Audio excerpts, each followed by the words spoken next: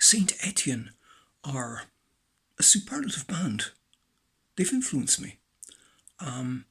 Their kind of electro, indie, synth pop paradigm is quite alluring. But indeed, it's Sarah Cracknell's dainty, delectable, soft, sumptuous voice that's kind of scintillating. St Etienne, the name kind of has intellectual, pseudo-intellectual connotations, but it actually comes from the soccer club. Lads were kind of into the soccer, so they decided on a name, St Etienne. St Etienne.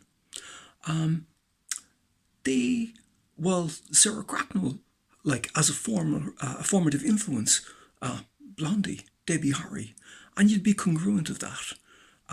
But the band themselves have cited orchestral manoeuvres in the dark and dazzle ships as an influence, big influence.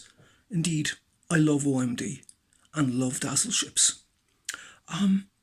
They've, collaborated with some very, very big names, but including a guy called Etienne Dallo, who has links to John Cale and Velvet Underground. And also, their music has been featured in movies and in TV series, most notably in The Sopranos. Their song Wood Cabin had the distinction of being featured in Sopranos. Quite something. They kind of, like all of their albums, are actually really, really good.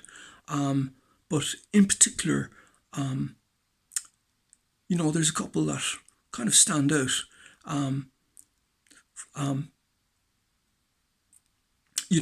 Kind of like Finisterre. It's quite an amazing album. Songs from Turnpike House. It's quite something else. Fox Space Alpha. And Words and Music by St Etienne are fantastic albums.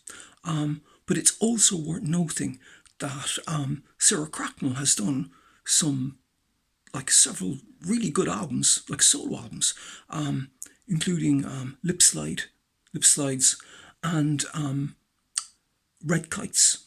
And the latter was produced by the highly prodigious Welsh composer Carwyn Ellis, who's connected to just about everybody.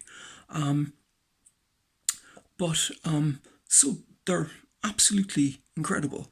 And there's also like a taste of Kraftwerk in there as well. They've cited it every once in a while. And again, I'm into Kraftwerk, and that is kind of something that's quite endearing. Do I have any intersection with St Etienne? Yes, I do, via Sarah Cracknell. Sarah Cracknell's father, Derek, was an assistant director on Clockwork Orange. Stern's digression. A few moons ago, just about 10 steps away from here, I was finishing up teaching Cillian Murphy on a Friday night, a kind of a dark, dank November Friday night.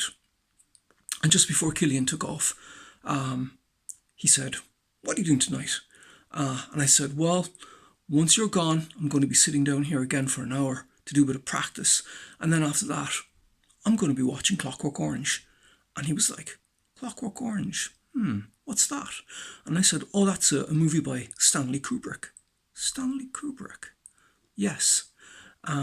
So I was the guy that introduced Cillian Murphy to Stanley Kubrick and Clockwork Orange. Prior to that, he'd heard of neither. And not too long after that lesson, Cillian Murphy, I presume he got his hands on the movie.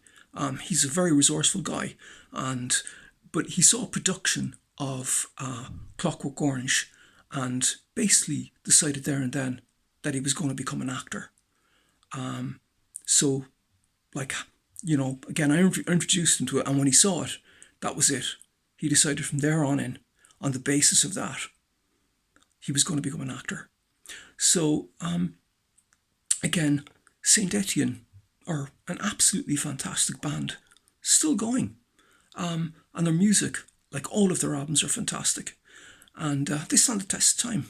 And they are an influence of mine. Thank you very much for listening.